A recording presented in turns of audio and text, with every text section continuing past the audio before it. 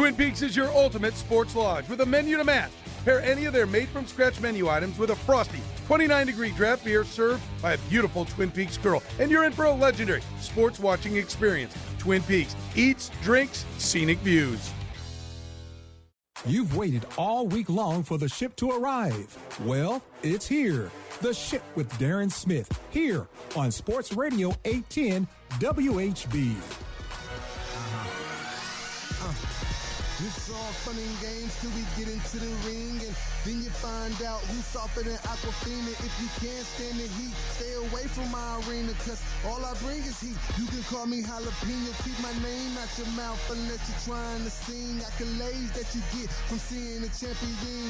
Belt, trophy, your ring. If you gotta show your bling, then tune in to the Ship where we talk about it, man. But if you tune in, you better know it's showtime. And every time he speak, man, he gonna speak his mind. Keeping the straight facts while others, they just assume we're keeping it 100 while faking there's no room. With the livest interviews and the hottest guests, you done dealt with the rest, now roll with the best. But before I forget, let me get back to the script. Introduce you to the host of the Ship, Darren Smith. Must see that riots do not develop out of thin air. Certain conditions continue to exist in our society, which must be condemned as vigorously as we condemn riots. But in the final analysis, a riot is the language of the unheard. What is it that America has failed to hear? It has failed to hear that the plight of the Negro poor has worsened over the last few years. It has failed to hear that the promises of freedom and justice have not been met. And it has failed to hear that large segments of white society are more concerned about tranquility and the status quo than about justice, equality, and humanity. And so in a real sense, our nation's summers of riots are caused by our nation's winters of delay. And as long as America postpones justice, we stand in the position of having these recurrences of violence and riots over and over again. Social justice and progress are the absolute guarantors of riot prevention.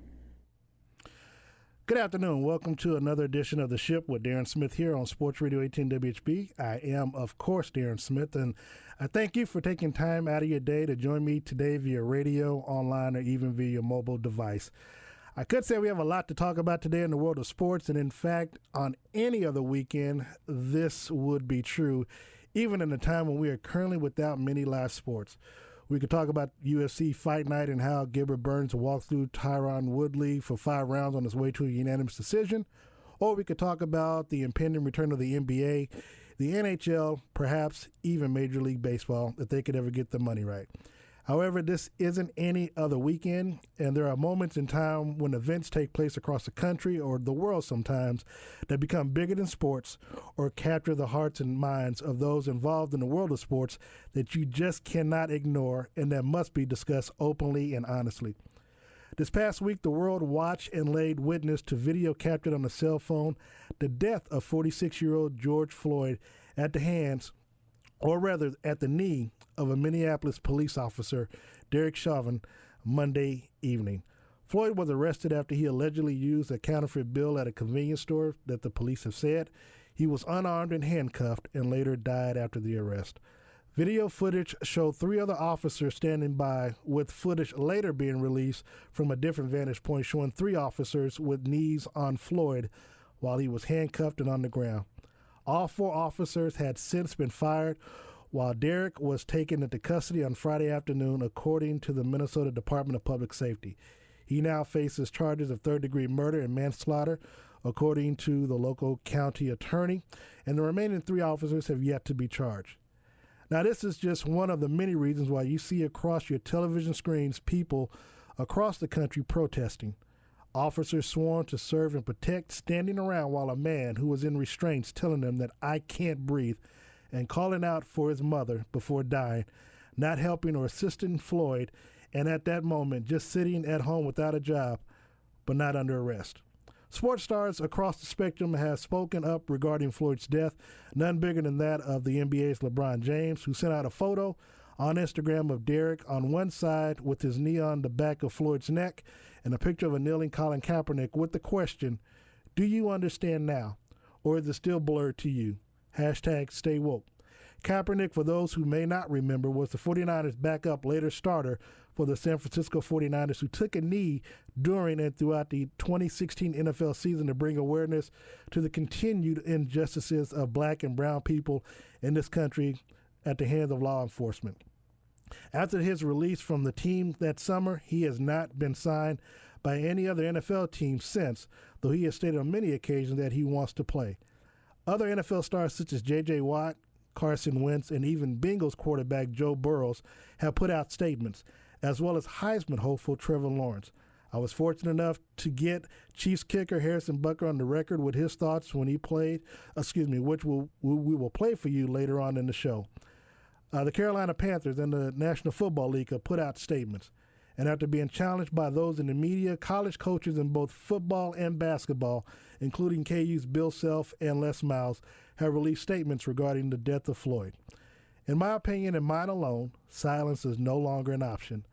I have personally been involved with marches and protests since the age of 4 and will continue to do so until my last breath. However, in my role as a journalist, a member of the media, and someone who, whether I choose to or not, when I step outside my door, I represent Union Broadcasting, or Sports Radio 810 WHB, and KLKC Radio, and so with that, I have a responsibility to them and to my community to be a role model for those who may look up to me or come after me in this business. So while I have been out there on the front lines protesting peacefully down on Country Club Plaza, protesting with other like-minded individuals, I must remind those who might be listening that destroying property, throwing bottles and bricks at officers, and those that miss and hit other individuals is not the answer. I was there last night when protesters and officers were having dialogue with one another and coming to common terms. However, you cannot allow outside agitators to disrupt your message and lose focus on why you are there to protest. We are currently doing this in the memory of George Floyd, and while you, and even I could be the next George Floyd, violence and destruction of property is not the answer. Now, what I hope to see going further, at least here in Kansas City, is some organization. I spoke to some of my political colleagues this morning before the show on what I noticed last night, is that there was no organization whatsoever, no local leadership for anyone to follow, and when it mattered most, no guidance. Now, look, I don't have all the answers. I wish I did. But the best answer that I do have is that you have to channel all of this anger and energy that you have for what took place last week and has been taking place for decades, and put all of that same anger and energy into first filling out your census cards and then making sure that you are standing in line on election day to cast your vote on candidates that you align with. Now, there's a local election here on Tuesday here in Kansas City, so I want to see those same people who were out there protesting last night and on Friday and later on today on the plaza. Make sure that you're at the polls this Tuesday so you can be heard. Now, if you see here locally, statewide, federally, that the things that you care most about are not being done, vote them out. You see your local county prosecutor not charging cops that you believe should be, when the time comes, vote them out. You have more power than you will ever know, and if you don't use it, it'll be power wasted. There is a reason why voter suppression is not a myth, but a real thing. Look, people say it all the time, and most times it's true, when they say it doesn't matter who you vote for, just vote. This time, it does matter who you vote for. So between now and November 3rd, I ask that you do your homework, do your due diligence, ask questions, stay informed on the issues, and if you like the direction that the country is going, continue with the status quo. If not, vote to make a change. I will say that these views expressed is that of my own and does not represent the views of Union Broadcasting. Now, with that said, joining me on the show later today, I'll be joined by ESPN's Freddie Coleman and Nate Bukaty, host of the Border Patrol, which you can hear daily right here from 6 to 10 on Sports Radio 810 WHB. But right now, I have, to me, an all-star panel who's going to join me to discuss the events that took place with this past week on the phone. And with me is my colleague, my friend Steve Walsh from the W, Michael Coleman, sports director from KLTV, ABC 7 in Tyler, Texas, Sterling Holmes, my board guy, my guy from the host of Home Stretch with Sterling Holmes on ESPN Kansas City, and two-time Super Bowl winner and former Kansas City Chiefs defensive back and former team MVP, Mark Collins, joining me on the show. Gentlemen, good afternoon. Afternoon. Going on. Well, first things first, and I want, you all can take 30 seconds to a minute. Steve, I'll start with you, and then we'll go with Sterling, Michael, and then with Mark. Just your thoughts on what has transpired this past week, not only with the death of George Floyd, but the protesting that you see going on across the country. Steve, go ahead. Well, to start with George Floyd, I feel as though it was something that should never have happened. But it's something that, has been happening for as far along as I can remember. So it should come as no surprise. However, when it's put in people's faces now that there's so many cameras and things like that, it's brought now more attention to what's been happening forever. And protests now, and I listened and you said that there is no guidance, and you are very correct. As I watched a live feed of, there was a young guy, I guess, that was doing a live feed from the Country Club Plaza last night, and there was an older gentleman who was standing in front of, you could see what looked to be younger individuals, and they were just yelling like, "Hey, what should we do, OG? What should we do?" And he said, "You guys just take a knee. Take a knee. Everybody just take a knee." And from what I could see, he was the only person, in all the videos that I've watched that showed some type of elderly leadership, and what I would like to see is, people stand up for what you believe in, and the only thing that I'm taking from it, and what I've been hearing on all social media platforms, is that people are blaming African Americans, Black people, for the violence and for the looting that has been coming from the protests.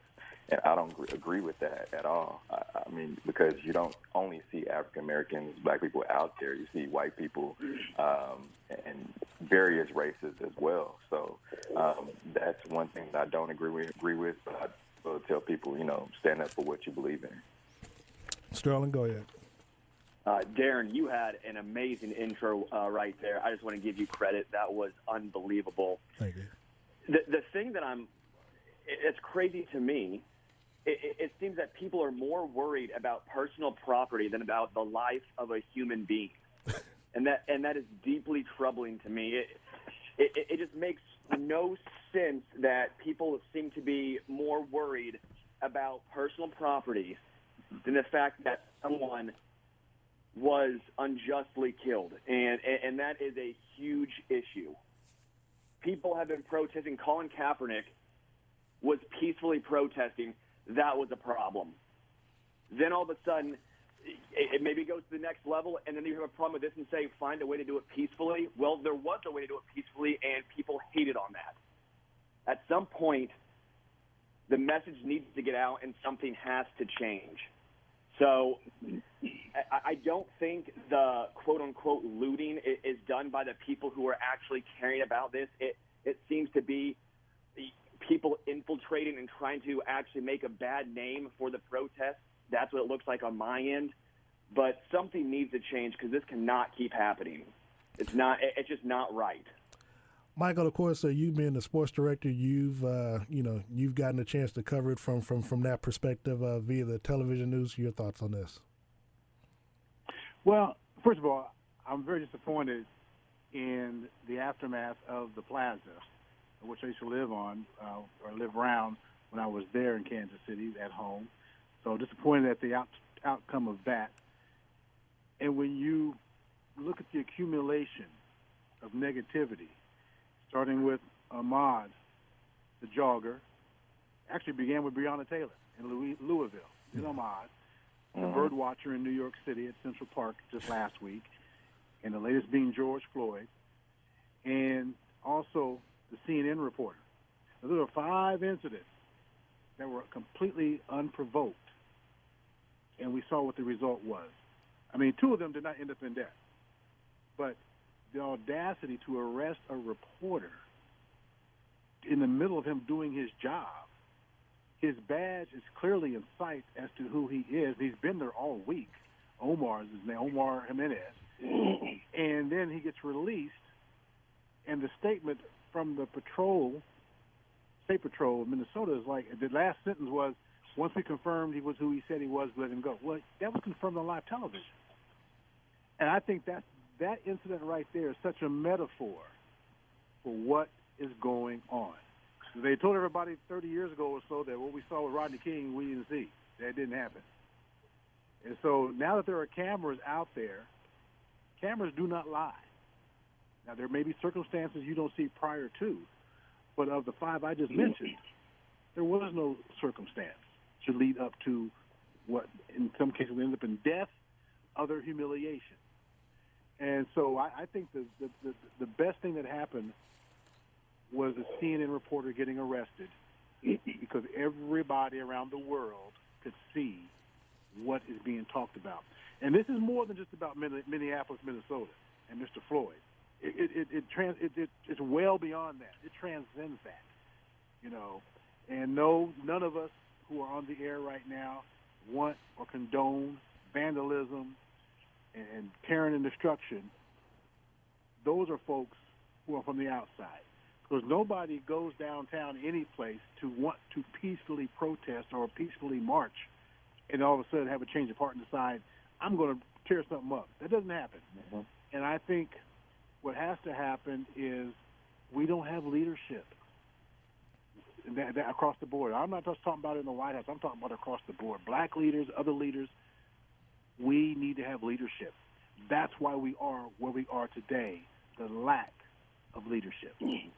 Mark, you are in Los Angeles. Of course, the protesting, took different turns on last night. What have you seen, both from a distance, what you've seen on the plaza, but also in Los Angeles, how people are handling themselves? Well, I concur with all the other guys here. But let me say this first. I hope you guys hear me clearly. What we are in right now, we're in a police state.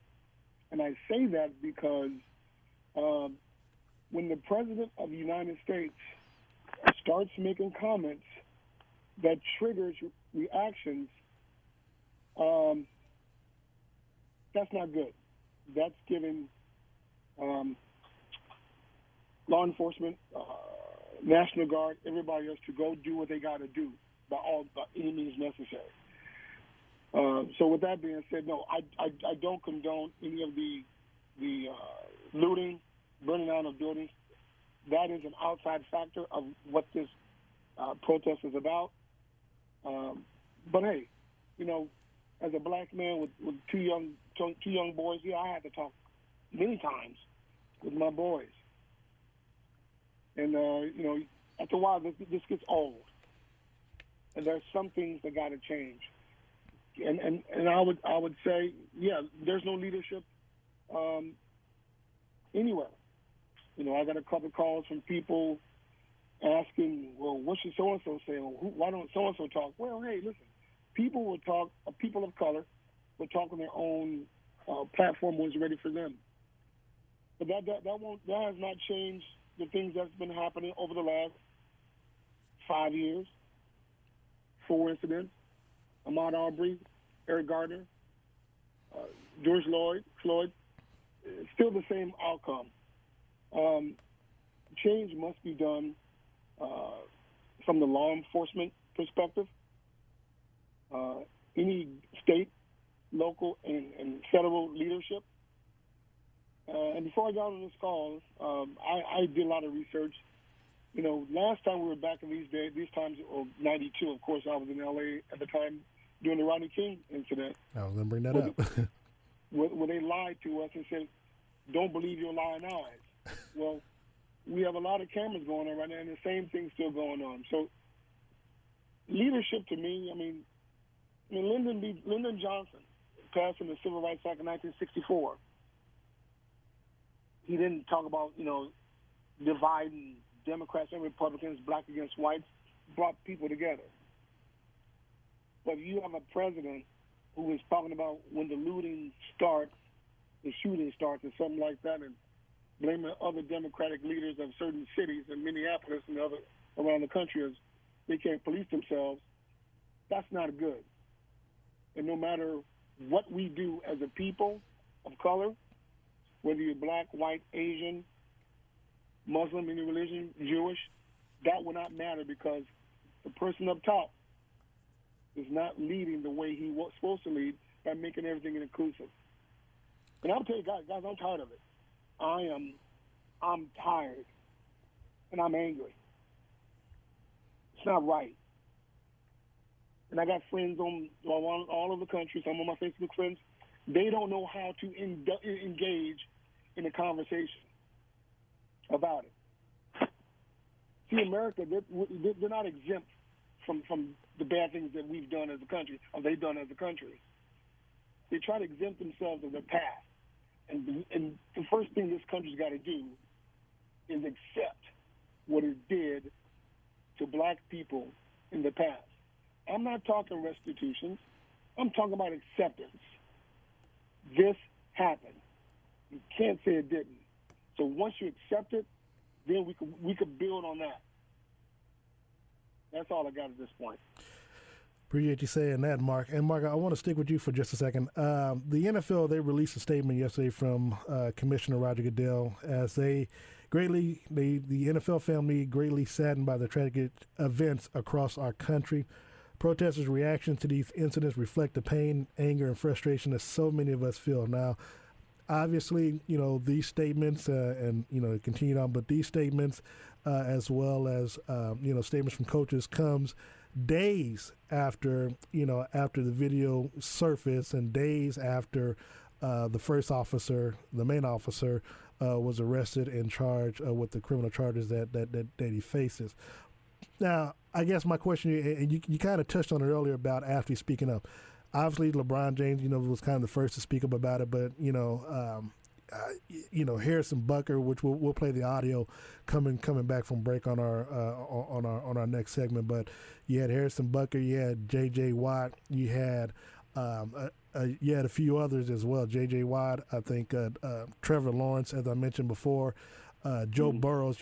White athletes speaking up. Tom Brady, lent his name to the I think it was the undisputed to a letter a few weeks ago for seeking justice for Ahmaud Arbery. How important, and Mark, I'll start with you. How important do you believe it is for athletes? Now not just athletes, but entertainers as well. But we're sticking to the word of sports, for athletes to speak up and speak out when they see injustices being done.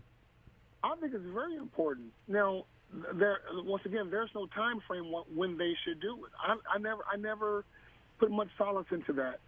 But knowing those guys and others have the platform to get the message out, sure, absolutely. Do it at the time you feel comfortable.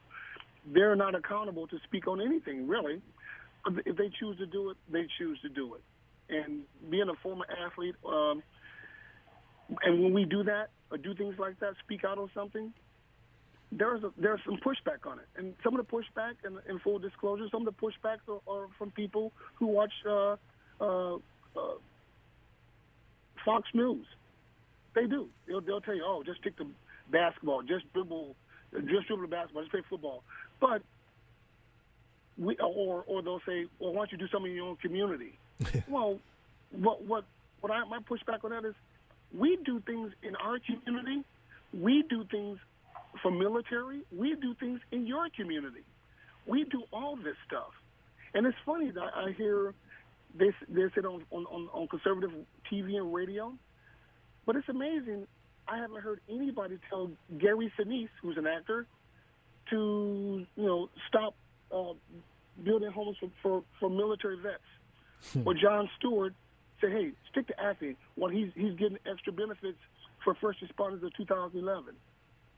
And those are two white guys, but they're doing something that is righteous, that to me falls on the narrative of the whole country. That's something we believe in. But they don't tell those guys that, but they tell athletes of color to, Jay, just dribble the basketball and pass the football and just stick to sports, because it does what we're trying to bring light to is an injustice of people of color and inequality of life in America. Sterling, your thoughts on seeing more white athletes speaking out now? Well, Well, I love it. Just going off of that, the people that say stick to sports, why don't people tell them to stick to accounting or stick to Right. to an electrician? Like, okay, so why can't athletes speak out, but you're allowed to? Like, I never understood that sentiment. These guys have the platform. They have millions and millions of followers. They're not required to speak out, and I don't blame them if they don't speak out because they're not required. But it helps. People look up to them.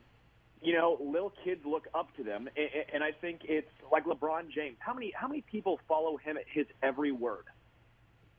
I mean, when he says something, it's powerful and people listen. It's much more powerful having these guys with these platforms speak up than having a random guy like me in Kansas speak up. No one's going to listen to me, but people will listen to LeBron James, at least getting the conversation started. And that's what matters, is at least getting the conversation started and having people talk. Steve, you and I, we've been doing the social media thing for a few years now, and what do you like about the platform that these athletes are able to do to talk about, the things that are going on in this country? I like it. The thing about it is, like kind of like Coleman said, when LeBron James, when he says something, when he types something on his Twitter or posts a message on Instagram, I mean, people listen. I mean, when they hit that like button, that means they see it, and he has, millions and millions of followers, and millions of those people hit that like button. So you know that they see it, and it's good that they use that platform. But the thing about it is, it seems to me that it's always the same people over and over and over again that are saying it. I think that it's time for other athletes to step up as well, not just, a lot of times people criticize J.J. Watt of not speaking up. Well, he spoke up yesterday. And, I applaud him for that. But it should be other people, not only black people, but white people as well, that speak up and let their voices be heard.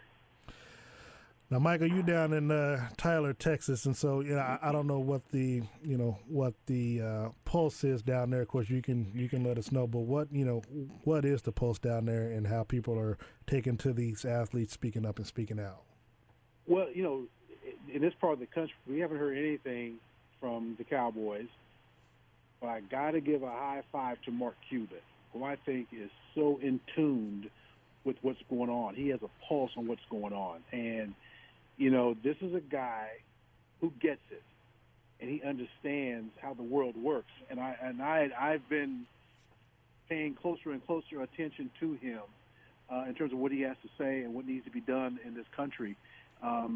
And the thing about athletes, and I, people will ask me from time to time my opinion about athletes and them speaking up and standing up. I said, well, this is their country too. They have to live here also.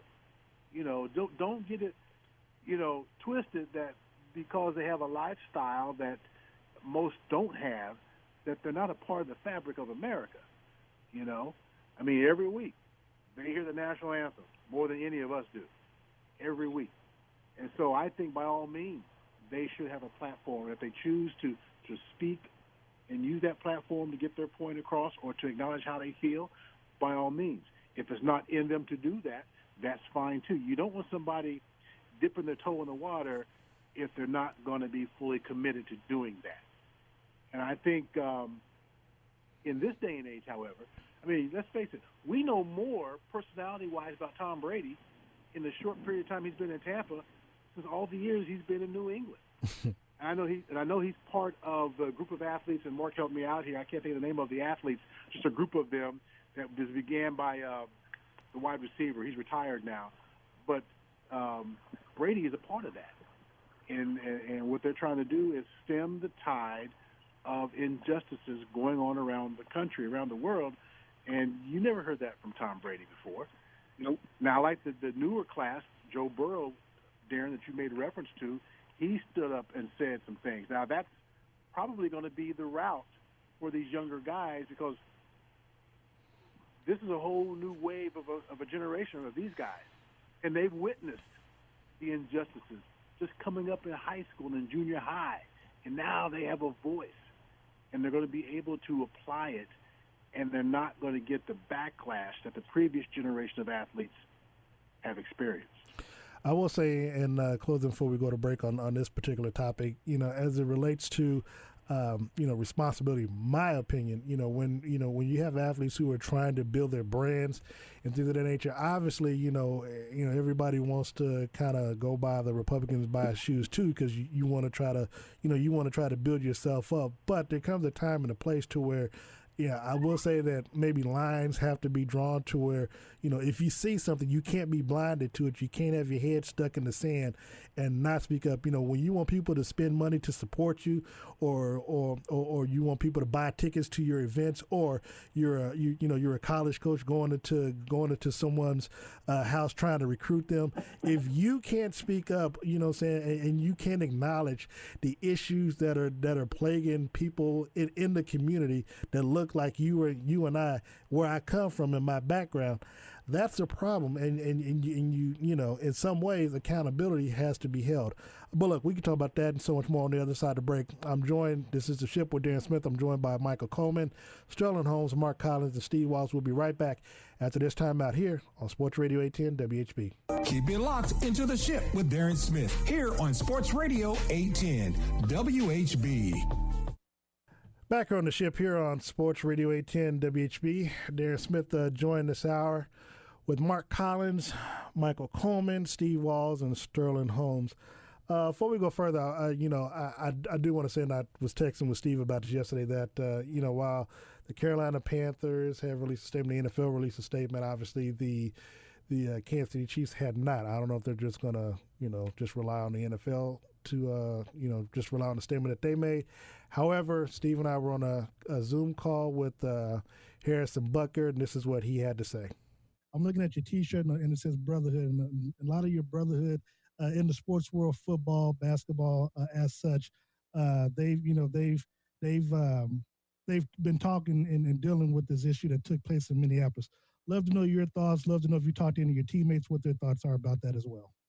Yeah, so I haven't talked to my teammates about it, but it's super sad. I can't even get through that whole video.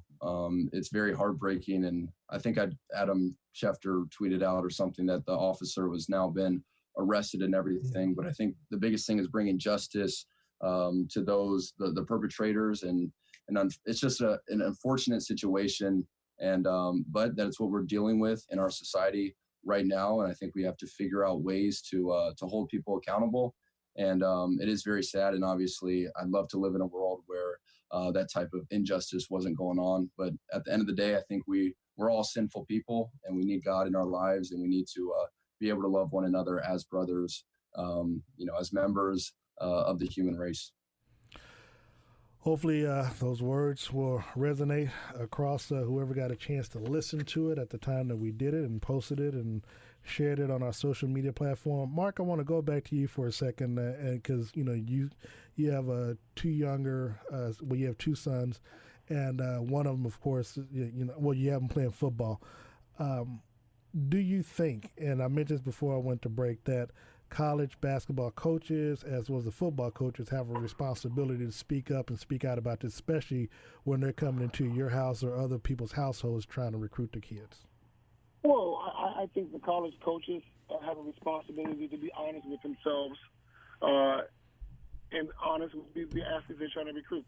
See, Darren, sports is a very small microcosm of life. Yes. What goes on in sports goes on outside of life at a smaller degree, but it's there. And what we do in sports, and this is going to sound weird, but it's true.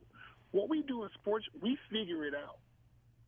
We figure it out and go, you know what? The common goal is to win, to come together as a team and win a championship and stay together and do great things. We as sports people take that same mentality, most of us, and expand it to our communities, neighborhoods, family, and friends. That's what we try to do. And most times it works. It does. And sometimes it doesn't. I think the college coach has the obligation, yes, to be honest with himself or herself when going into a family, talking about recruiting their child, and doing the things that they should do that's right for their community and for their school and team. Now, Steve, of course, you have a son, and when he becomes of age and gets signed to a D1 school, I don't know, maybe KU, MU, I don't know, depending on where you want him to go.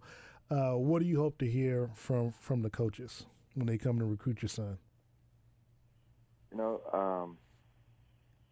I'd hope that they are transparent on, not what their views are, but just, what he expects from my son. And I'd want to see, of course, the players that have come before him, how they were treated and so forth. But, I just expect him to be transparent to both me and my son of, what he expects of him and what his program is like.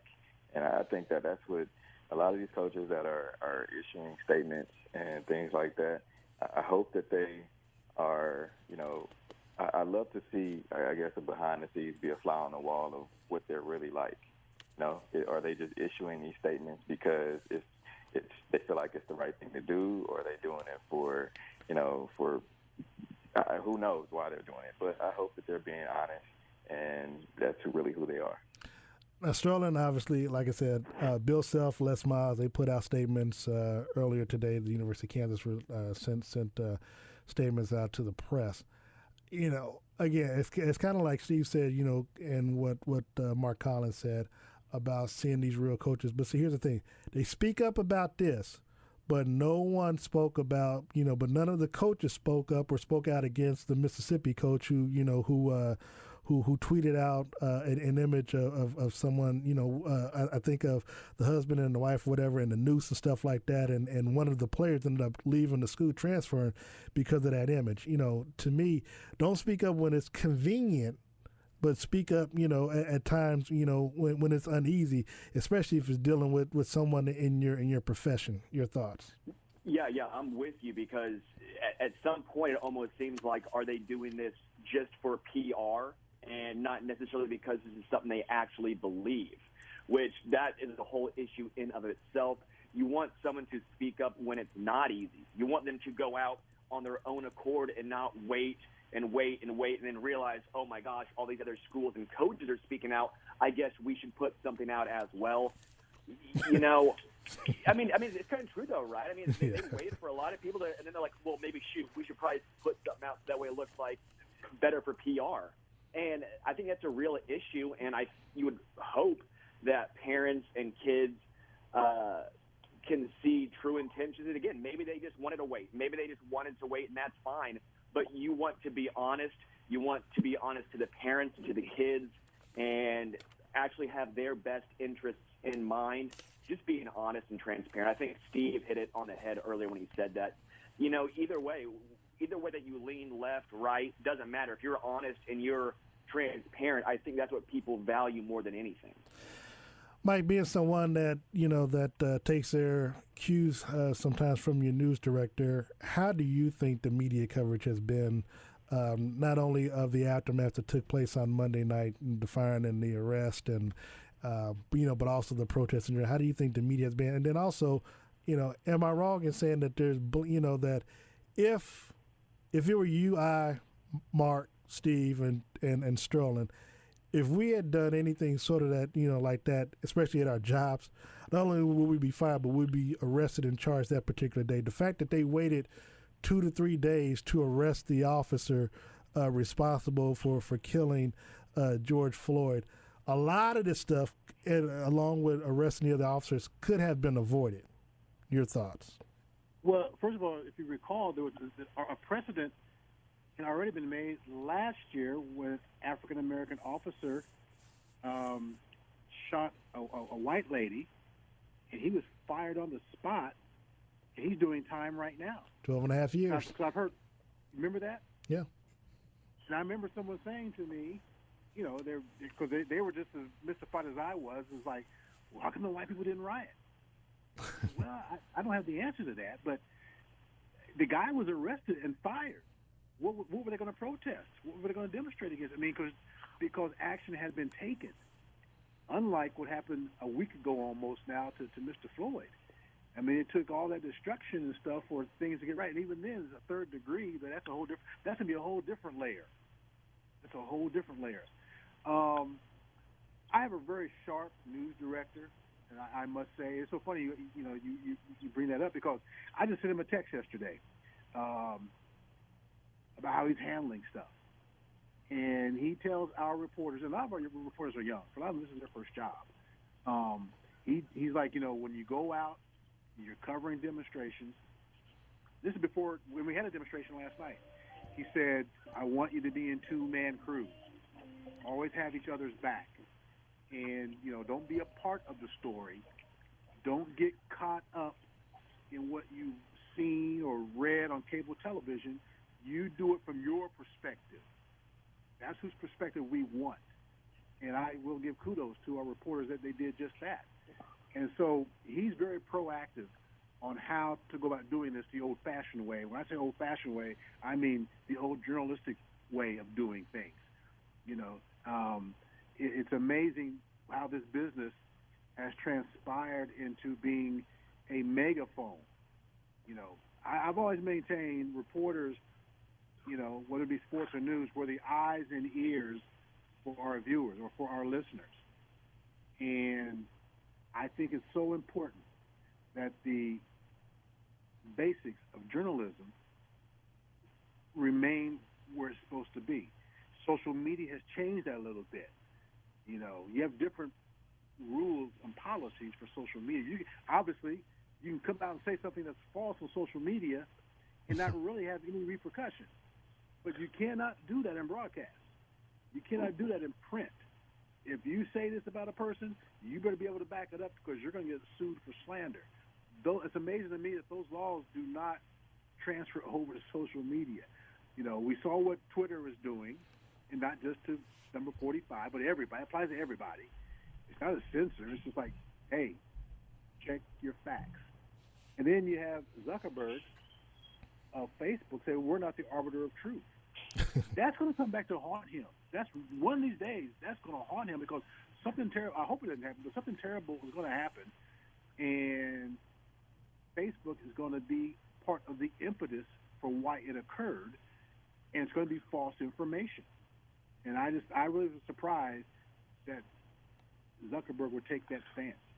Like I said, old-fashioned journalism, basic 101, writing, observing, let the people at home decide for themselves.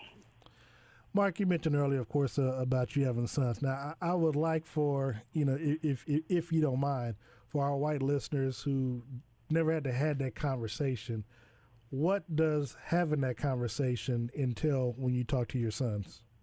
Well, Darren, it entails, just telling it from where I've been as a kid growing up in St. Louis, where my mom and dad had to talk the boys, my brothers. But back in the day, we were taught to run from the police and not to trust them. Then moved to California in 1974, being called the N-word by a guy in third grade. Shocked me. Total shock. Got into a fight, got suspended. Then going through high school, incidents there. Then college, still trying to do something right for a kid who was sick in college. Go to the hospital and visit him.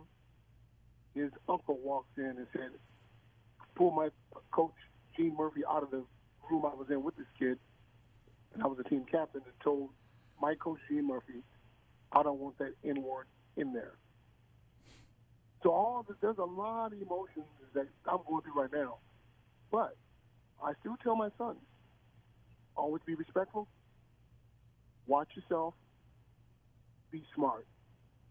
And if you could do those things, and I know still things can happen on the bad end, but you just handle yourself. Do not give law enforcement or anybody else an excuse to use your color against you. And be proud to be a black man. Don't waver from that. Be you. Always do that. And there's more I could say, but I don't want to take up all the time. But it's a talk that and quite a lot of white people don't have with their sons. They don't. Steve, I know. Yeah, Steve, I know that you'll have that talk soon with your son. I don't know if you've figured out the words that you may say to him, but I know colleague of ours, mentioned that you were at a mall one time, and I believe that I think somebody did a snatch and grab, and you wanted to go over and talk to some of the young people that were in there that had on hoods. And that person did. They took the hoods off and understood why you all had to have that conversation with them. When your son gets of age, or maybe you've had it now, what conversations do you plan to have with them? Well, my son being 8, there's still a lot of stuff that he just doesn't understand, just because he doesn't have the knowledge capacity to understand it. But he understands a lot just from, he has his own cell phone, just from what he sees on YouTube and the TikTok stuff and people. So his mom kind of started it earlier than I did, but then I jumped on board, and we try to give him, our experiences on life and what we see and what's going on in the news. We watched some of the live videos last night, or even yours. We watched, and he was there asking questions, and we tried to be very transparent and honest with him of why this is going on, what happened to cause this, and we just try to be transparent. When he asks questions, we don't shy away from it. We just try to answer everything that he asks in the best way possible.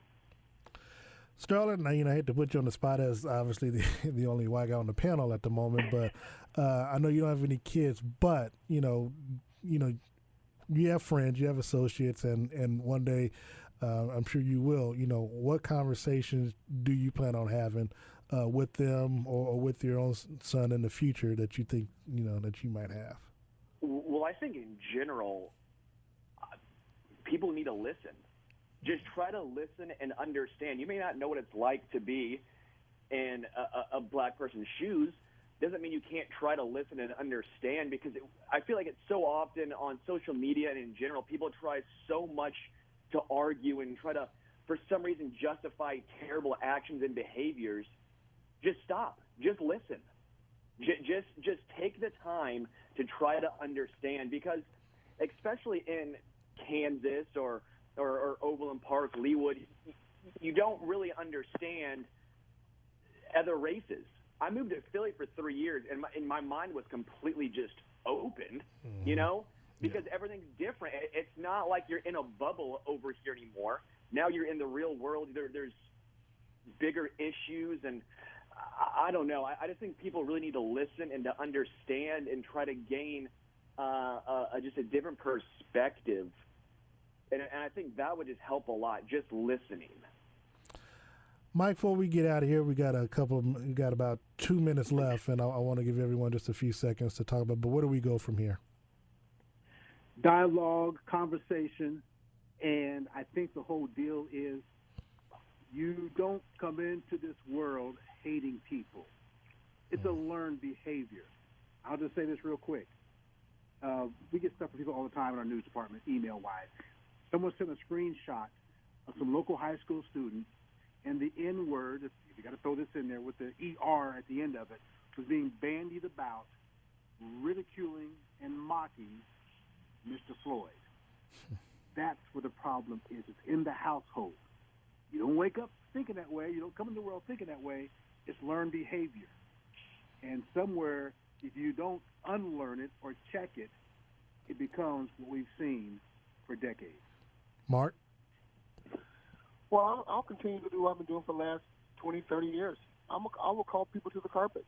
I will stand up for what the inequalities on black people, Hispanic people, gays and lesbians, all of it. I will stand up for it. But with that, I will still control my household. It starts at home, as Michael said. This behavior is learned. It is learned. And as much as we do from the bottom up, leadership from the president down still must hold themselves accountable, because no matter what we do from our perspective going up, if 45 or any other president continues to belittle the situation and poo-poo it and make it us against them, we will never, ever, ever be equal in this country. Steve? I agree with both Mark and what Mike has said. You have to hold people accountable, bring them to the carpet. And I'll continue to do that, whether it's on social media, whether, I see someone doing wrong out in the street, you just have to hold them accountable. And Sterling? It shouldn't just be about one group against another. It should be about everyone coming together to fight against racism. It should be everyone on the same page to fight against injustices. It's not, right or left. It's everyone fighting against racism. Gentlemen, thank you all for joining me this hour. Really appreciate the dialogue and the conversation that we had. Hopefully people get a chance to take something from it. Do want to thank Sports Radio 810 for giving us this platform, giving me this platform for even allowing us to do this. So with that, you all have a great day, blessed day, stay safe. Mark, you stay safe in L.A. and everyone else here. Mike, you down in Tyler, Texas. Get them straight, Colin. Get them straight down there. Look, when we come back, we'll be joined by ESPN's Freddie Coleman, and then we'll be joined by Nate Bouquet in the second hour of the Ship here on Sports Radio 810 WHB. Be sure to follow The Ship on Facebook, Twitter, and Instagram at The Ship on 810 WHB, and join in on the conversation on Sports Radio 810 WHB. Welcome back to The Ship here on Sports Radio 810 WHB, 810WHB.com, Facebook Live, and of course your mobile app. Darren Smith with you in studio today. Very thankful for you all joining me again for the second hour now. Thanks once again to Mark Collins, Sterling Holmes, Steve Walls, as well as Michael Coleman for the first hour discussion. Joining me on the phone line right now is a great guy, a good friend, and someone I love to follow on Twitter, as well as tune into him each night, along with his cohort, Ian Fitzsimmons. Weeknights you can hear on ESPN Radio from 6 p.m. to 10 p.m., unless that time is changing. He'll correct me if I'm wrong. But with me right now on this weekend, Mr. Freddie Coleman. Freddie, good afternoon to you. Hey, good afternoon, Darren, my brother. How are you doing today? I'm doing well. Look, I appreciate your time, of course, as always. Sure. And, because I remember hitting you up on Twitter. You just like, hey, just let me know. Let's do it. And, you stuck true to it, man. So I always appreciate your time. I know we didn't get a chance to talk during the Super Bowl and the Chiefs run to glory. So, I will try to get to that in just a little bit. But obviously, the big news of the week in the sports world is sports leagues, athletes coming together to lend their support, wanting justice done and sought for one George Floyd, and wanted to have the opportunity for you to give your thoughts on what has taken place over the last week as it relates to his death and the aftermath, protests, and things of that nature. Well, the thing about that is, Darren, that we would not have seen this not just 20 years ago, but not even 5 to 10 years ago, because so many athletes may have been so concerned about their brand, or how this is going to affect their brand, or how this is going to affect any potential earnings that they were going to have with sponsors, how they would be looked upon from their teams, especially the owners or the coaches. We've seen so many athletes in the last, really since this happened on Monday, we've seen so many athletes across all sports, and no matter if they've been black or white, saying, you know what, it's not just about systemic racism that's gone on with certain police officers, because we can't put all police officers in the same box what happened to George Floyd. But that doesn't mean there shouldn't be accountability when these things happen. And plenty of times we see athletes not say anything. So many athletes, whether they are in college or the National Football League or the NBA or Major League Baseball, saying, look, we saw the wrong that happened here, and we're not just going to be silent about that wrong and just keep to ourselves and not point that out anymore. So I'm curious, look, we all believe that, all cops are not bad. All cops are not, the ones that were involved in the tragic killing last week. Look, I don't have a problem with police officers because my father was a cop. My uncle, was a cop. One of my sponsors used to be a sheriff. So, it's around me. It's a part of my life. However, I continue to tell people that, look, all cops are not bad.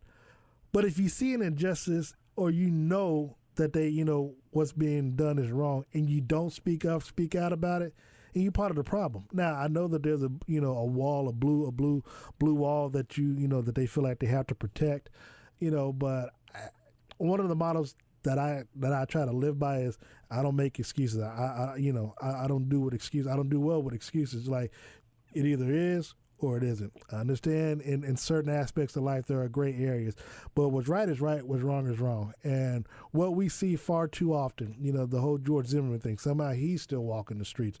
I don't know how. We see we see incidents where if you read the press release earlier this week, the officer who ended up getting charged on Friday, the DA actually said that it normally takes 9.5 months to 12 months for them to be charged. To me, that right there is the problem.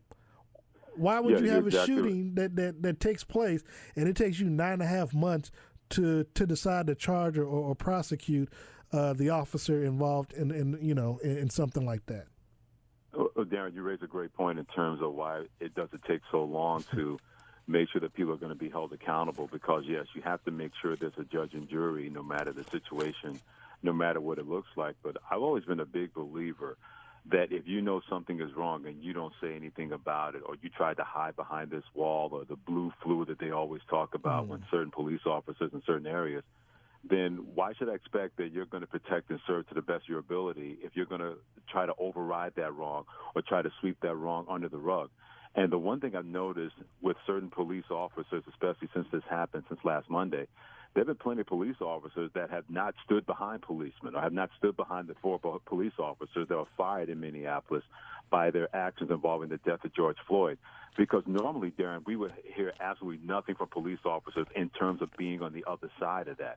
There were so many police officers, white and black, around the country that said, you know what, we're not going to allow this to go unsaid. We're going to let people know that this is not, these 4 guys do not represent what we know police officers are supposed to do.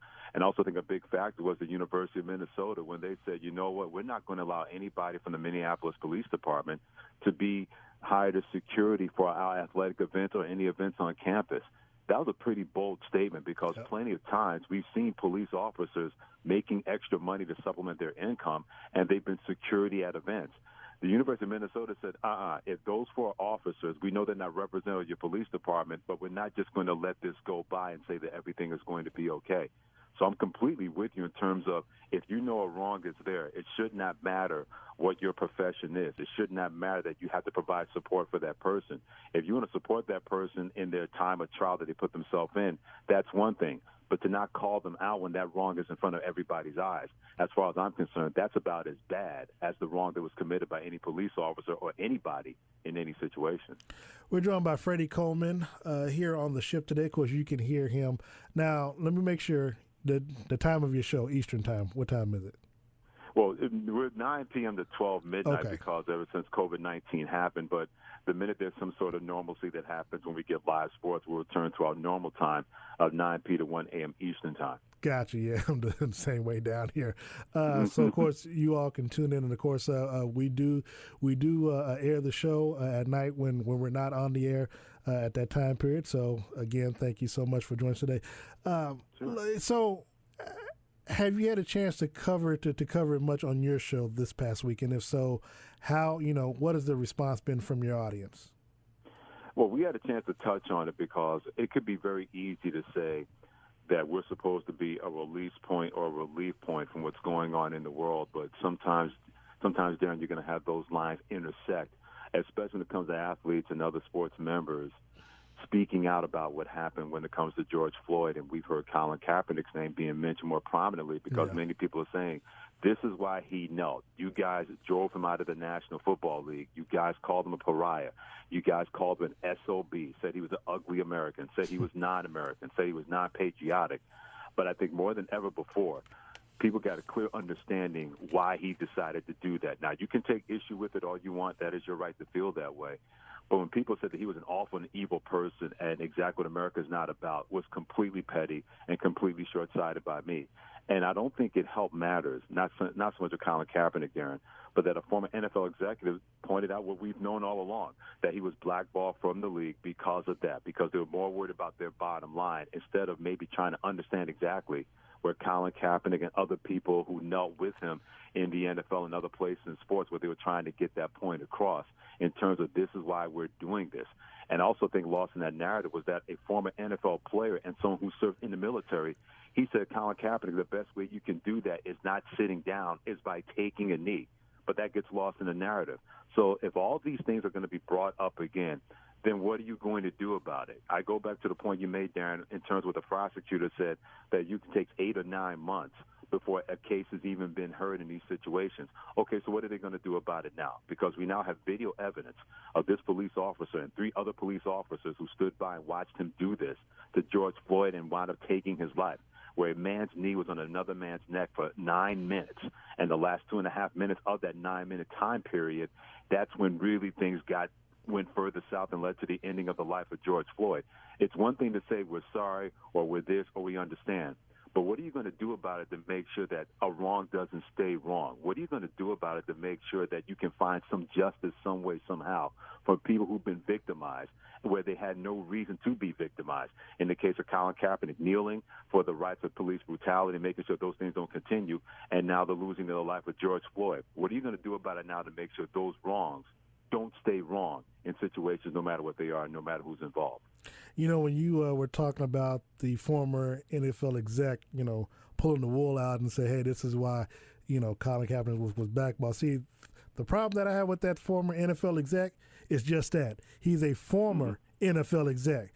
You didn't speak up. You didn't speak out when this was going on. See, and that's the frustrating thing, because it's like, you're speaking up and you're speaking out later on, years later, when your voice should have been heard at the time when this was going on with Colin Kaepernick.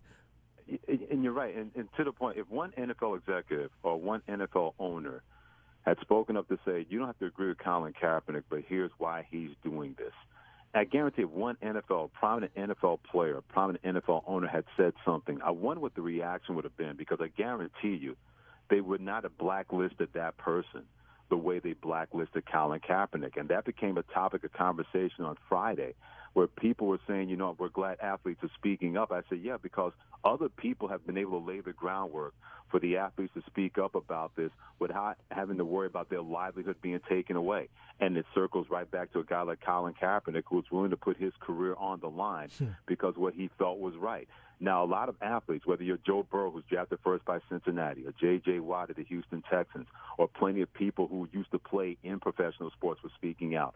A lot of these guys currently in pro sports now, they have had that path smooth just a little bit more because somebody decided, I know I'm going to be alone on this, but I'm willing to do this because I believe in what I'm saying and I believe in what I believe. We would not have this now with plenty of athletes, white and black, male and female, pro and college, speaking out about this if Colin Kaepernick had not taken that stand by taking a knee not too long ago. Look, I've been one that has supported Colin Kaepernick from the moment he did that. And will people continue to get lost in it? They try to make it seem like it was disrespect to the flag. Well, no, because that's, again, as you mentioned before, a former NFL player who was a former military vet told him that the best way to show respect and to bring attention to it is to take a knee. Had nothing to do with the flag. And people take it and make it whatever it is that they want to fit their particular narrative versus what it actually is and what it actually was. That being the case, I know you mentioned, college athletes. What do you think, and do you think it will be any blowback to someone like Trevor Lawrence, who, he's in the Deep South, and he's in a particular part of the country that that may not agree with with certain social issues. Do you think there will be any blowback for someone of his stature at the college level that could hurt him? Maybe winning a Heisman this upcoming season, if there is a season, or going further in the NFL? Darren, plenty of people may believe that. There's not anybody down in that neck of the woods, and those neck of the woods that have enough hair in their behind to say something to Trevor Lawrence in the Clemson football, what he was able to say. I guarantee you. Now, I'll say this. We may be having a different conversation if Trevor Lawrence was not white. If he was black, we may be having a different conversation, because I hate to say that this is split along racial lines, but plenty of people have taken that tack when it comes to what happened to George Floyd and people not supporting police officers. And there are plenty of white people that did not support police officers and what they did in this situation, what they're going to have to face the music when it comes to that. But there are also plenty of people who made their views very known, political figures saying, I didn't have a problem with the police and what they did. It's just unfortunate that George Floyd passed away because of that. And I said, are you out of your mind to say something like that? But they're not the only ones that feel that way. But even in that part of the country, especially in the deep South, whether it's South Carolina, whether it's Georgia, Mississippi, et cetera, Trevor Lawrence has a certain standing because he's a quarterback who's won a national championship, and they're one of the best programs in the country when it comes to Clemson.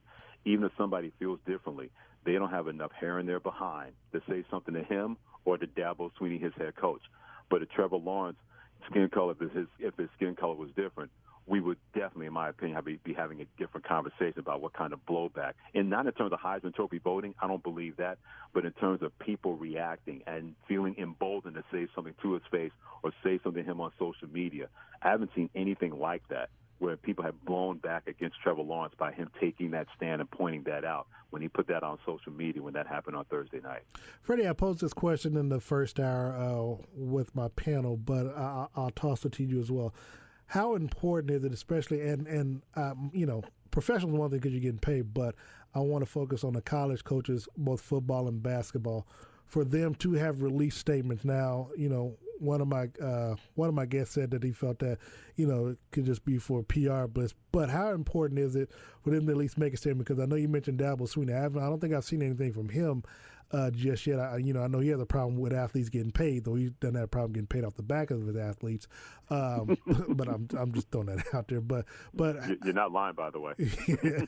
But how important is it for for these coaches to come out with statements, especially when the majority of your team look like the players, look like George Floyd, and you're going to try to go into their neighborhood, their neck of the woods, their living rooms to try to recruit them. And to me, if I'm a parent of said recruit, if you don't have a good answer for me when when you come in the manner of how you going to take care of my student, how you going to take care of my son or daughter that I put into your custody, for the next 3, 4, 5 years, I mean, how important is it for you to see these coaches speaking out?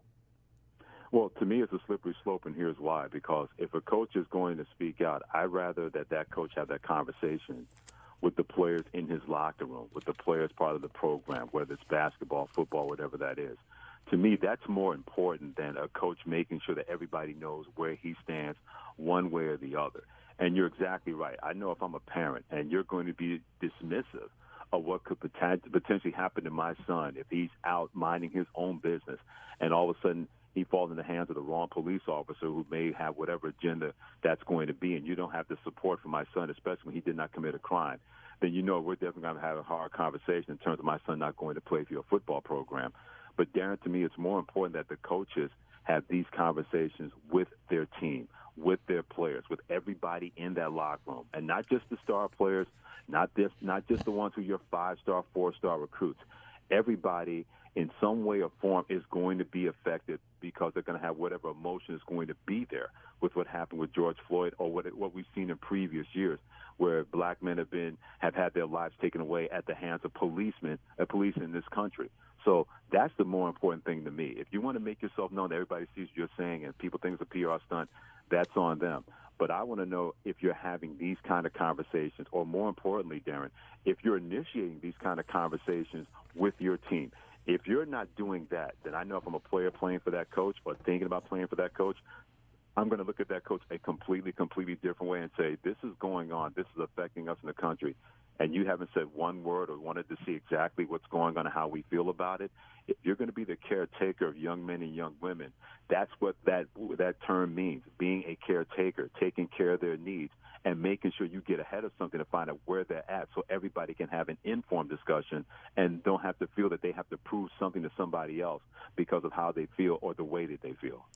I will say, Freddie, that I love what you said, but I would also say that I want to see these coaches be consistent and not just for putting something out on this because, they didn't put anything out about 3 weeks ago, when the videotape and all the stuff with Ahmaud Arbery came out, but that's a discussion for another day. But also, I want to see consistency. If you're going to project this image, that you care about this type of stuff, I need you to have that same energy with your colleague Mike Leach down in Mississippi State, tweeting that photo out, of an elderly woman with knitting sticks in her hand, and then with the caption saying after 2 weeks of quarantine with her husband, Gertrude decided to knit him with a scarf, and it's not a scarf that she's knitting, but rather a noose, so.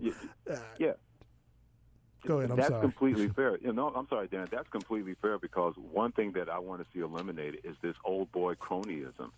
especially when it comes to college football coaches. And Mike Leach is a colorful character. There's no doubt about that. But to your point, when it comes to consistency, I didn't hear about one coach calling him out for saying, dude, really? You're being that insensitive in this day and age? That would be insensitive in any day and age. I don't care if it's 2020 or 1920. The only coach that took issue with him about it was Lane Kiffin, who's at his rival Ole Miss, and he was poking fun. But he didn't exactly call out Mike Leach from that standpoint either.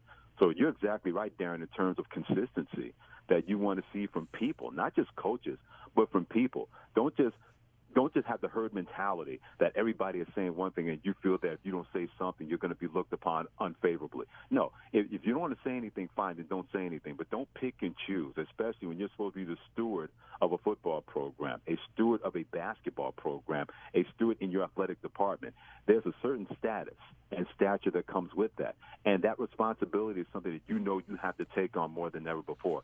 If you're unwilling to do that, then just coach your team and don't stand on anything and don't try to have a sandbox or a soapbox, when you feel it's something that's going to benefit you, benefit your name, benefit your brand, and benefit your program. Whew, you just said a lot right there. Again, everyone, you can listen to Freddie Coleman along with Ian Fitzsimmons weeknights on ESPN Radio from 9 p.m. to midnight Eastern, 8 to 11 Central Daylight Time. Freddie, before we get you out of here, I want to get your thoughts on the return of sports. One, do you think the NFL, Major League Baseball, and the NFL, the NBA complete their season, Major League Baseball have a season, and then do you think the NFL will have a season and complete it as well? Well, with the NBA, I firmly believe they were going to find a way to finish this season anyway. And I've been a big believer that they should just go right to the playoffs and not worry about the rest of the regular season. But I have the feeling that whenever they come back, and it's not an if, it's a whenever, especially when they gave us a target date of July 31st, that they're going to have some kind of end of the regular season and then have their playoffs. I don't think anybody's going to complain about having NBA basketball and NBA playoffs in August and September. Nobody's going to have an issue when it comes to that. When it comes to Major League Baseball, Darren, it just really sickens me that you have a battle not only between millionaires and billionaires, but you can't find that common ground in a sport that needs that common ground to make sure they don't lose a season. If they thought things were bad when they took the postseason away back in 1994 because of the players' strike, it's going to be a lot worse now for Major League Baseball. And unlike the last time, Darren, they won't have steroid baseball players knocking the ball all out of the park all the time in a Sammy Sosa, Mark McGwire situation to bring fans back into the building.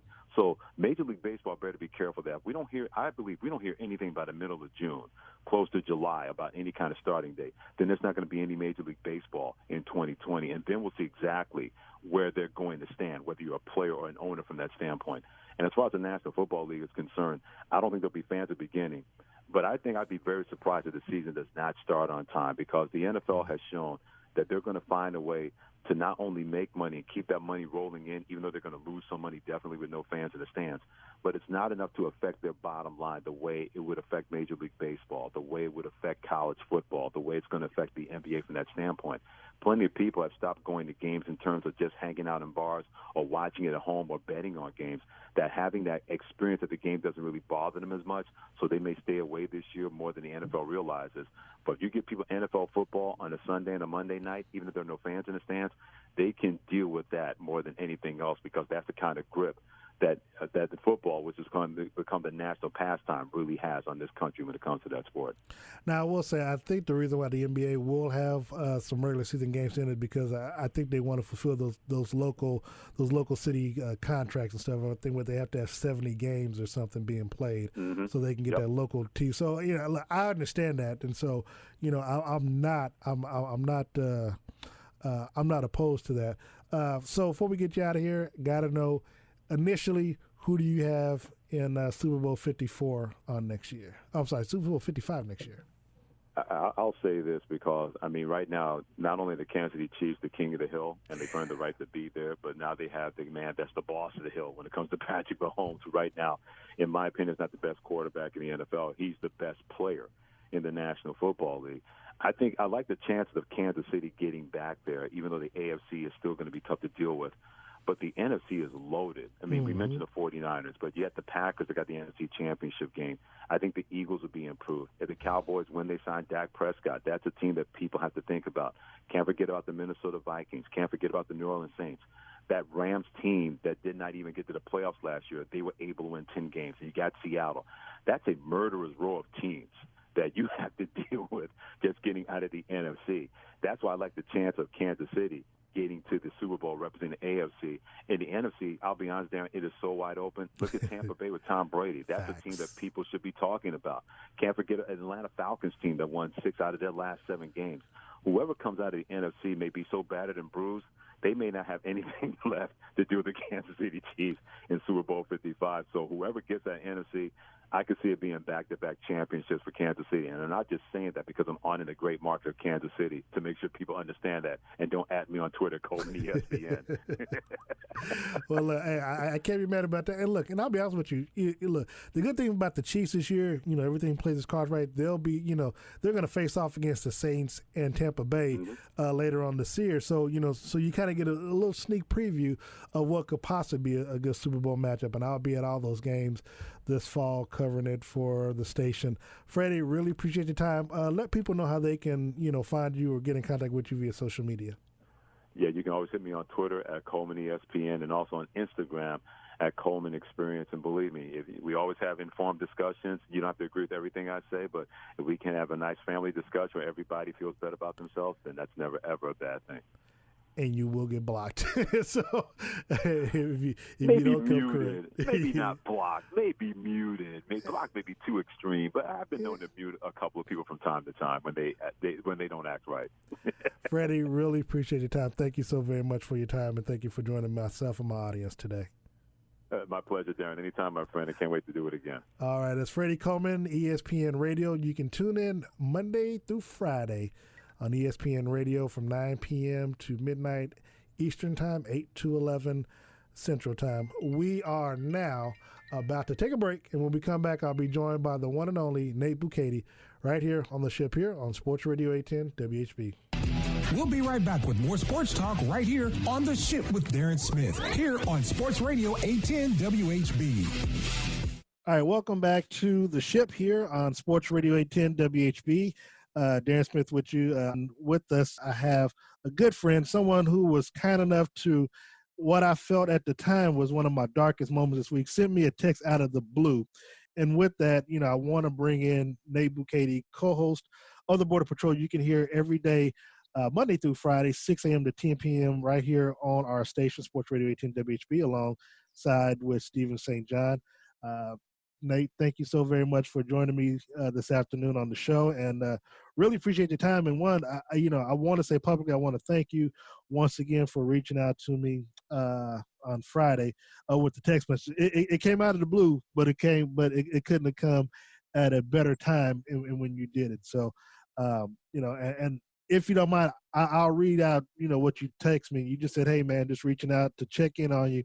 Tell you I love you, I support you, and I care about you, I value you as a person, and hope you are doing okay. It's crazy times, man, and I really don't know what else to say." And I text you back that what you just text me again was enough already. And so really appreciate you taking time out of your schedule today. I know you got a golf date with your with your kids, so I really appreciate you making time for me today.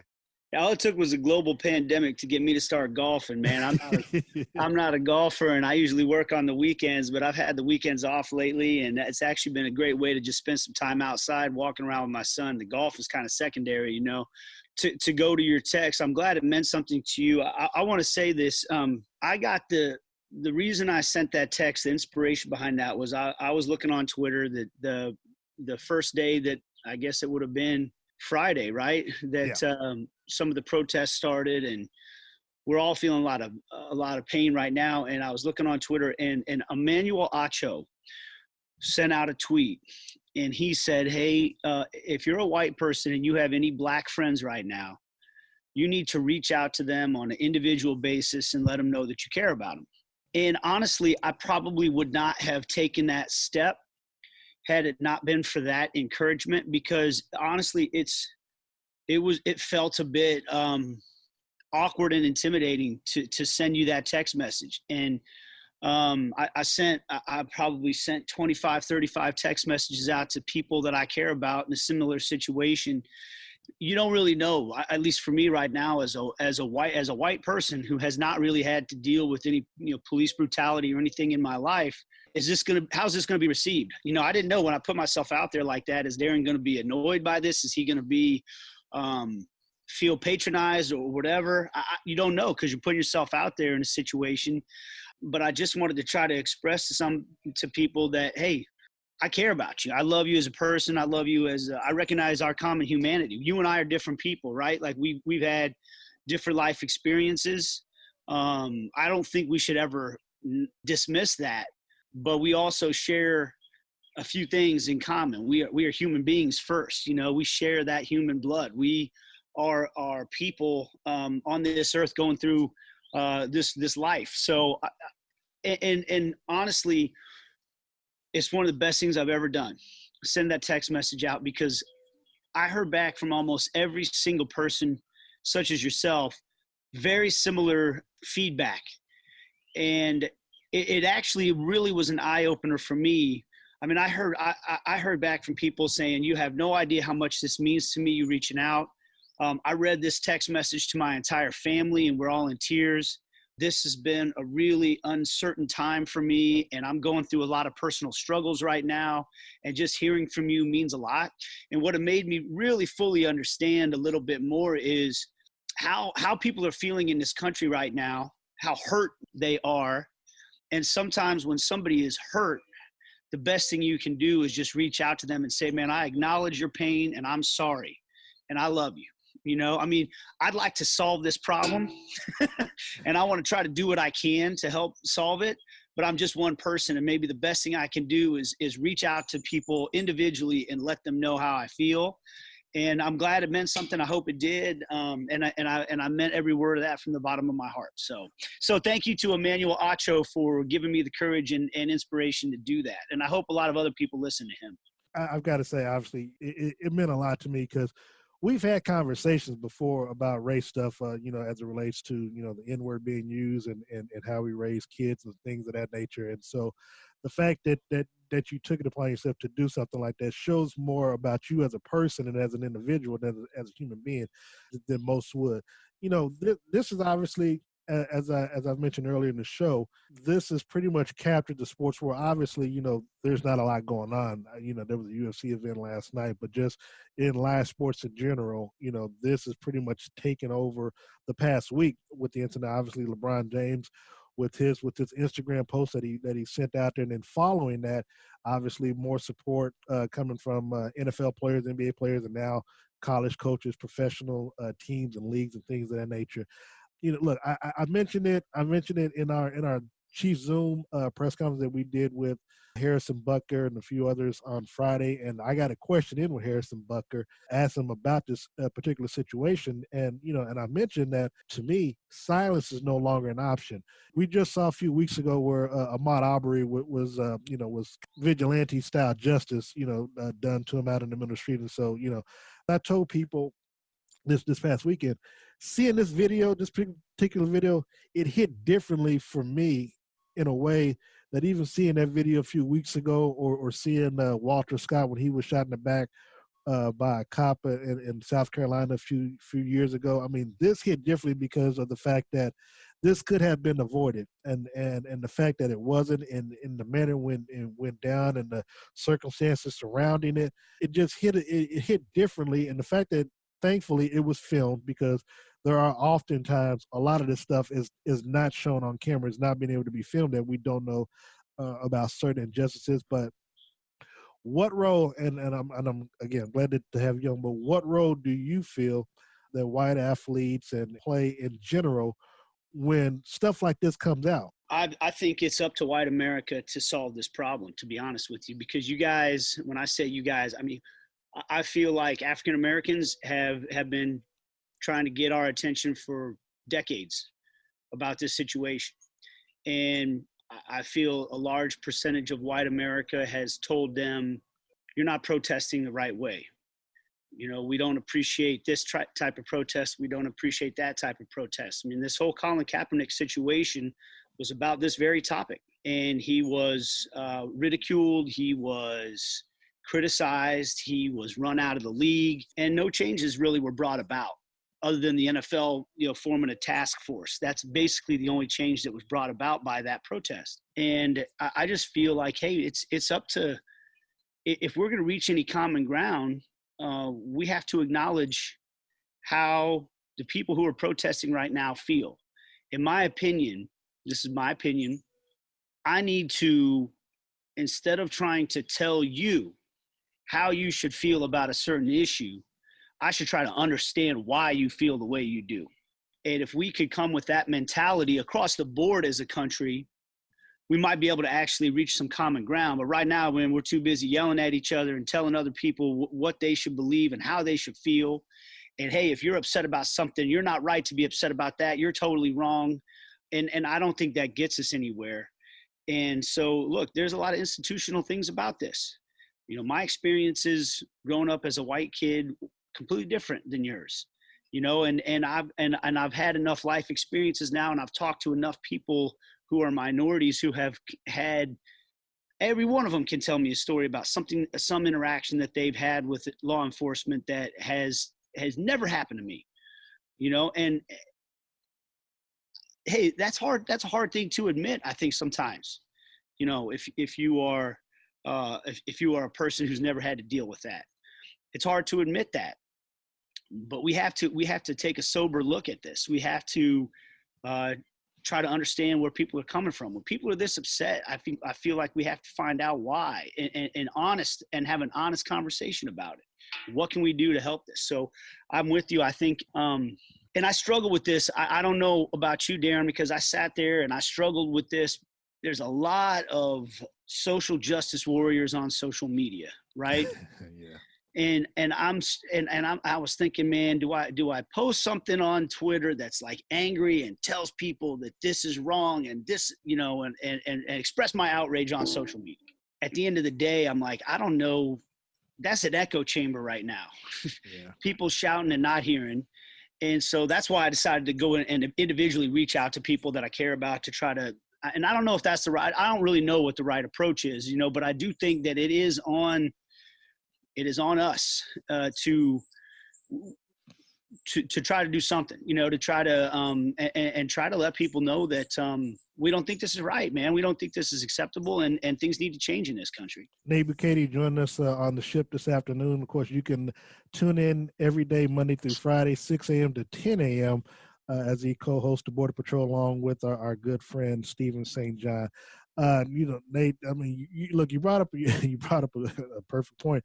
Social justice warrior, especially when you're talking via social media. Look, I told people earlier, I've been marching and protesting. I was 4 years old, so I was able to walk. My mom had us out door knocking, working on campaigns and political stuff at a tender age of 4. So ever since I could walk and stick a leaflet in someone's fence or whatever, I've been, I don't, and as you know, I don't apologize for being unapologetically Black. That's just, that's just the life that I've lived and the life that I've chosen.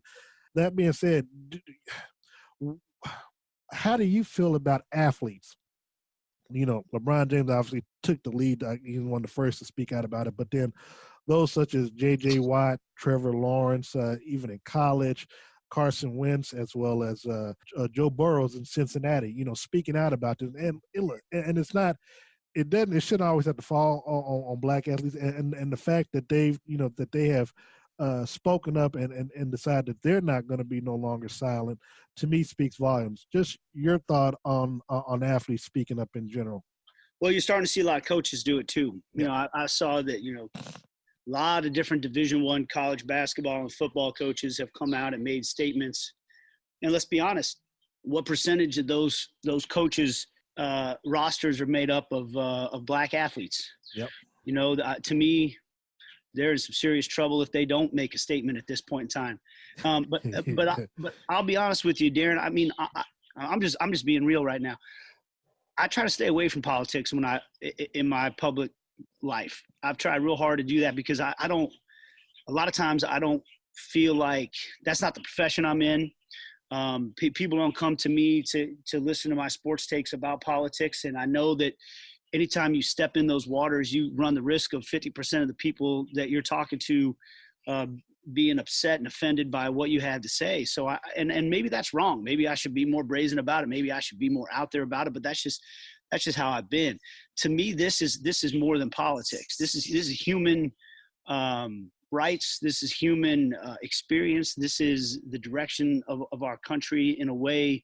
The people that I'm associated with and people that I recognize on a human level tell me that they are afraid that when their kids go out on a Friday night, they might not come home, and that's not about politics to me, man. That's more than that. And I guess it becomes politics because people draw up their dividing lines.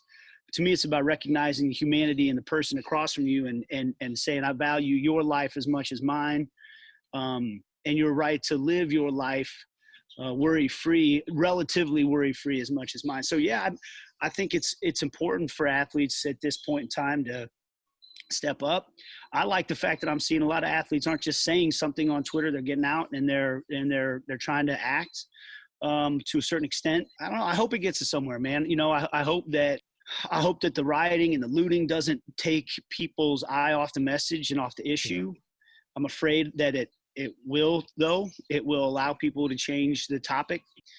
I hope not, and I hope we can collectively try to understand each other a little bit more going forward.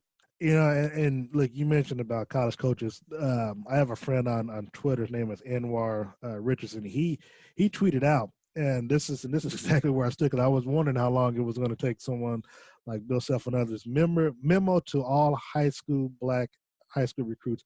If the coach is recruiting you can't take a public stance and address the social issues important to you, perhaps you should find a coach who truly cares about you and your community. I mean, and speaking to what you said, look, I mean, we've had coaches from both football, basketball, college coaches put out statements. We saw the NFL. Roger Goodell released a statement on yesterday. I think the Carolina Panthers were one of the first teams to do so. Obviously, the Minnesota Vikings, the Minnesota Gophers, they've canceled their contract with the local police as well as the high schools. I tell people all the time that it's one thing to protest, but one of the things that I noticed, and I again talked about it earlier in the show, is that you also need to have some organization and some sort of leadership. Now, I don't know how. Listen to Killer Mike, man. Right. If we could play that audio, but we got to keep the bills paid.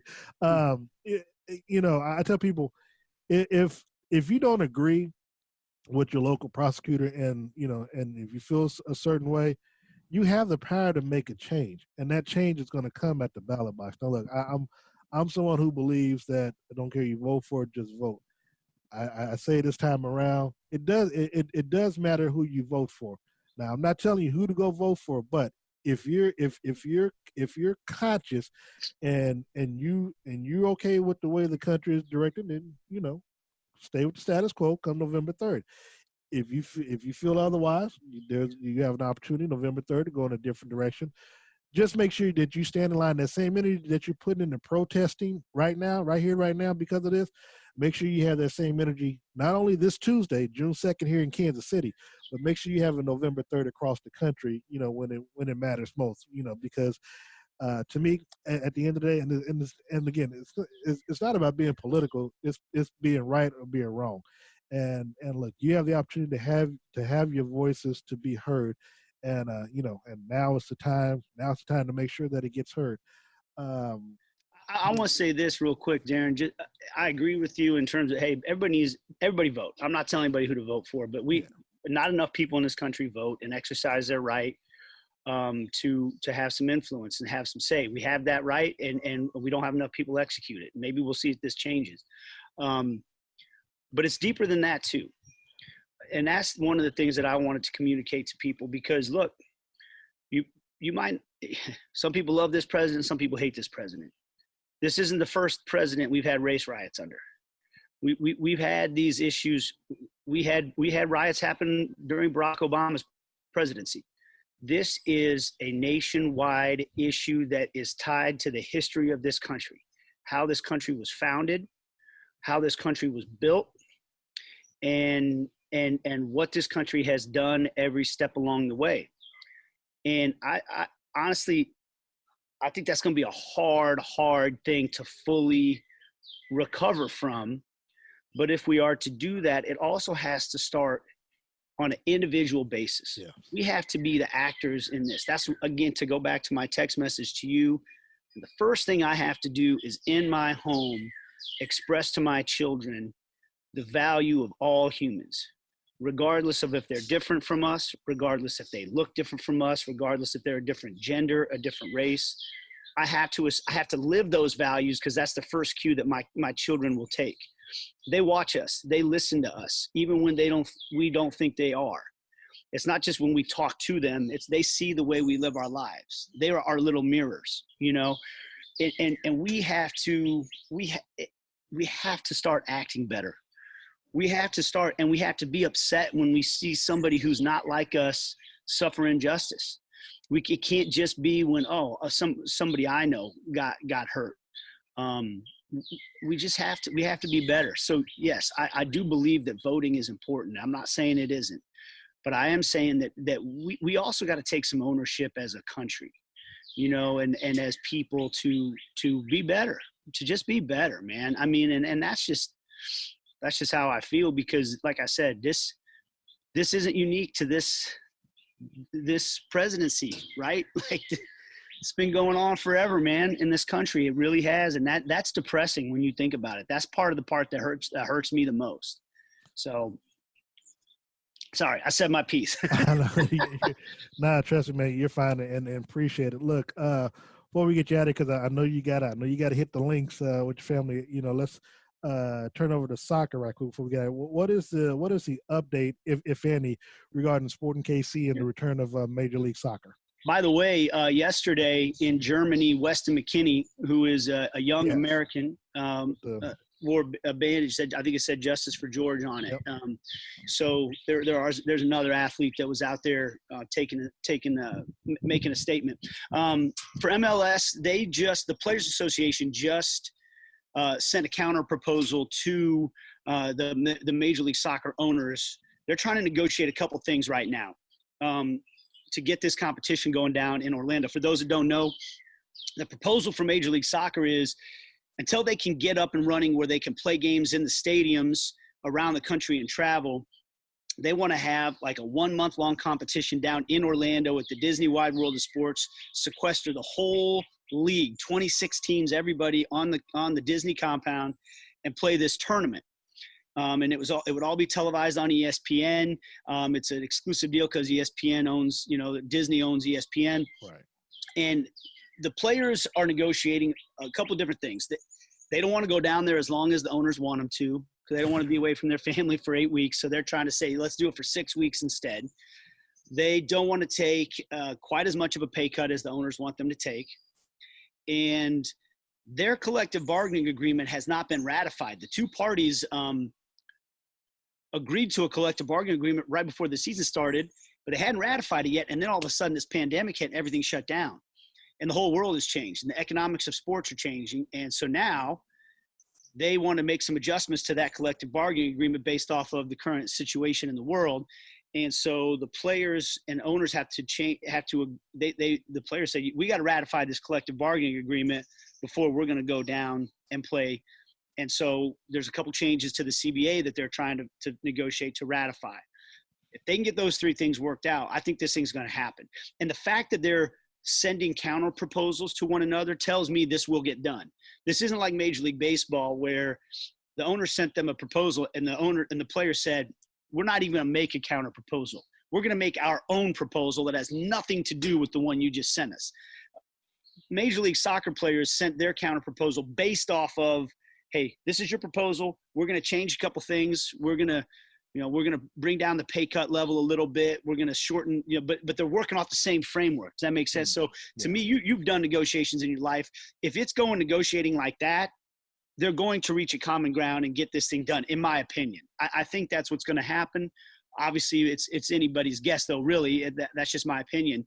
But I think that I believe there's going to be some fast movement here in the next week, and hopefully we'll start having some dates thrown out there. And I think you're looking at the players, their proposal was that they would go down to Orlando on the 24th of June and start training for 2 weeks, and then the tournament would start in July right after that. So we'll see if this gets off the ground here pretty soon. Nate, before we get you out of here, look, I know soccer is your first love, but I know football and the Chiefs are your baby, along with some of the other sports. Just yes or no, you can spout if you want to, but do you think that there's a full NFL season that starts September 10th with the Chiefs raising the banner up and people in the crowd? Do you think we get Major League Baseball back with the discrepancy in pay? That's a big issue between the owners and the players.